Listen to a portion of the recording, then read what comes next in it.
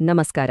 September 28, 2025 ಆ ದಿನ ನಾವು ನೋಡಿದ್ವಲ್ಲ, ಅದು ಕೇವಲ ಒಂದು ಮ್ಯಾಚ್ ಆಗಿರ್ಲಿಲ್ಲ, ಅದೊಂದು ಇತಿಹಾಸ. ಬನ್ನಿ, ಆ ಫೈನಲ್ ಪಂದ್ಯದ ಕಥೆಯನ್ನೊಮ್ಮೆ ನೋಡ್ಕೊಂಡ್ ಬರೋಣ. ಯೋಚ್ನೆ ಮಾಡಿ ನೋಡಿ, ಒಂದು ಫೈನಲ್ ಪಂದ್ಯವನ್ನ ಯಾವ್ದು ಅಷ್ಟು ಅವಿಸ್ಮರಣೀಯ ಮಾಡುತ್ತ? ಅದು ಕೇವಲ ಗೆಲುವಾ ಅಥವಾ ಸೋಲಾ? ಇಲ್ಲ, ಅದಕ್ಕೂ ಮೀರಿದ್ದು ಏನಾದ್ರೂ ಇದ್ಯಾ?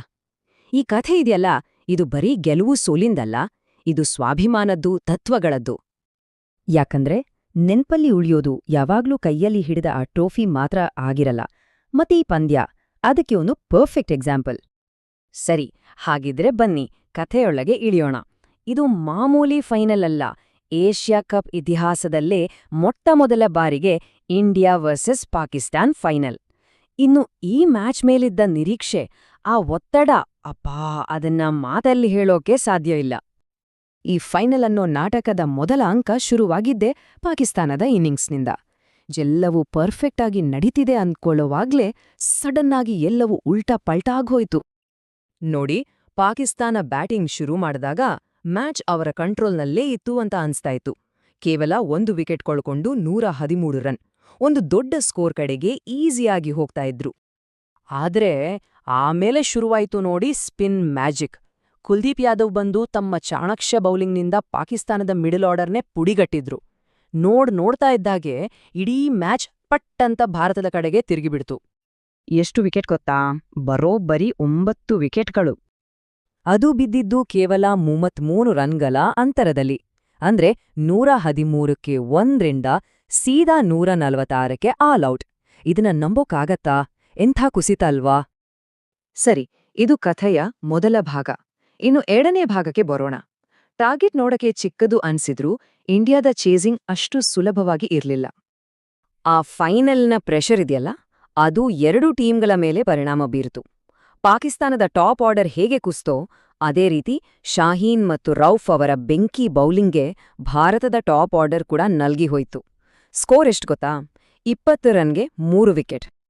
ಆಟ ಬಹುತೇಕ ಕೈತಪ್ಪಿ ಹೋಯ್ತು ಅನ್ನೋವಾಗ್ಲೇ ಒಬ್ಬ ಆಟಗಾರ ಬಂದು ನಿಂತ, ಮತ್ತೆ ಇಡೀ ಕಥೆಯನ್ನೇ ಬದಲಾಯಿಸಿಬಿಟ್ಟ. ಅವರೇ ತಿಲಕ್ ವರ್ಮಾ. ಮುಖದಲ್ಲಿ ಅದೆಂಥ ಶಾಂತತೆ, ಹೊಳೆತಗಳಲ್ಲಿ ಅದೆಂಥ ನಿರ್ಭಯತೆ. ಆ ಒತ್ತಡವನ್ನೆಲ್ಲ ತಾವೇ ಹೀರ್ಕೊಂಡು ಇಡೀ ಇನ್ನಿಂಗ್ಸ್ ಅನ್ನು ಮತ್ತೆ ಕಟ್ಟಿದ್ರು. ಅವರು ಹೊಡೆದ 53 ಬಾಲ್ನಲ್ಲಿ ಅಜೇಯ 69 ರನ್ ಇದೆಯಲ್ಲ, ಅದು ಬರೀ ರನ್ ಅಲ್ಲ, ಅದು ಒಂದು ಸಂಯಮದ ಪಾಠ. ಶಿವಂ ದುಬೆ ಜೊತೆಗೂಡಿ ಅವರು ಕಟ್ಟಿದ ಪಾರ್ಟ್ನರ್ಶಿಪ್ ಇಂಡಿಯಾಗೆ ಒಂದು ಹೊಸ ಭರವಸೆ ಕೊಡ್ತು. ಆಮೇಲ್ ಬಂತ್ ನೋಡಿ ಲಾಸ್ಟ್ ಓವರ್. ಟೆನ್ಷನ್ ಅಂತೂ ಪೀಕ್ಸ್ನಲ್ಲಿತ್ತು. ಕೊನೆಗೆ 3 ಬಾಲ್ 5 ರನ್ ಬೇಕು. ಬೌಲರ್ ಹ್ಯಾರಿಸ್ ರೌಫ್ ಮತ್ತು ತಿಲಕ್ ವರ್ಮಾ ಹೊಡೆದ ಆ ಒಂದು ಸಿಕ್ಸರ್ ಅಷ್ಟೇ, ಇಡೀ ಸ್ಟೇಡಿಯಂ ಸಂಭ್ರಮದಲ್ಲಿ ಮುಳುಗಿಹೋಯ್ತು. Bharat Asia cup champion.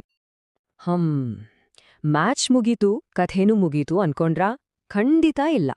ನಿಜವಾದ ನಾಟಕ ಶುರುವಾಗಿದ್ದೇ ಇಲ್ಲಿಂದ. ಕ್ರಿಕೆಟ್ ಜಗತ್ತನ್ನೇ ಬೆಚ್ಚಿ ಬೀಳಿಸಿದ ಆ ಕ್ಷಣ ಇನ್ನೂ ಬಾಕಿಯಿತ್ತು. ಆದ್ರೆ 1 ನಿಮಿಷ, ಟ್ರೋಫಿ ಪ್ರೆಸೆಂಟೇಷನ್ ಎಲ್ಲಿ?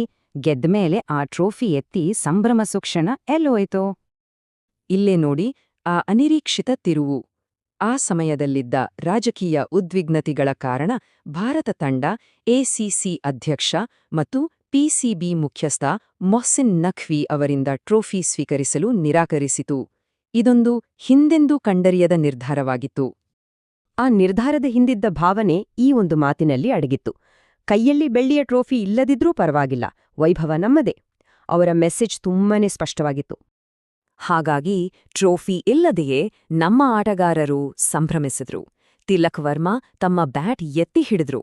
ಆಟಗಾರರು ಒಬ್ರನ್ನೊಬ್ರು ಅಪ್ಪುಕೊಂಡು ಖುಷಿಪಟ್ರು. ಆ ರಾತ್ರಿ ದುಬೈ ಸ್ಟೇಡಿಯಂ ಒಂದು ವಿಭಿನ್ನವಾದ ದೃಶ್ಯಕ್ಕೆ ಸಾಕ್ಷಿಯಾಯಿತು. ಒಂದು ತಂಡ ಇತಿಹಾಸವನ್ನ ಕಪ್ಪು ಜೊತೆ ಅಲ್ಲ, ಬದಲಿಗೆ ತಮ್ಮ ಏಕತೆ, ಉತ್ಸಾಹ ಮತ್ತು ಸ್ವಾಭಿಮಾನದೊಂದಿಗೆ ಆಚರಿಸ್ತಿತ್ತು. ಹೀಗಾಗಿ ಈ ಫೈನಲ್ ಇತಿಹಾಸದ ಪುಟಗಳಲ್ಲಿ ಅಚ್ಚಳಿಯದೆ ಉಳಿದುಬಿಟ್ಟಿದೆ. ತಿಲಕ್ ವರ್ಮಾ ಅವರ ಹೀರೋಯಿಸಂ, ಪಾಕಿಸ್ತಾನದ ಆ ಐತಿಹಾಸಿಕ ಕುಸಿತ, ಒತ್ತಡದಲ್ಲಿ ಭಾರತ ತೋರಿಸಿದ ಹೋರಾಟ ಮತ್ತು ಕೊನೆಗೆ ಆ ಒಂದು ಅಸಾಮಾನ್ಯ ಸಂಭ್ರಮಾಚರಣೆ, ಈ ಎಲ್ಲಾ ಕಾರಣಗಳಿಗಾಗಿ ಈ ಮ್ಯಾಚ್ ಸದಾ ನೆನಪಲ್ಲಿರುತ್ತೆ.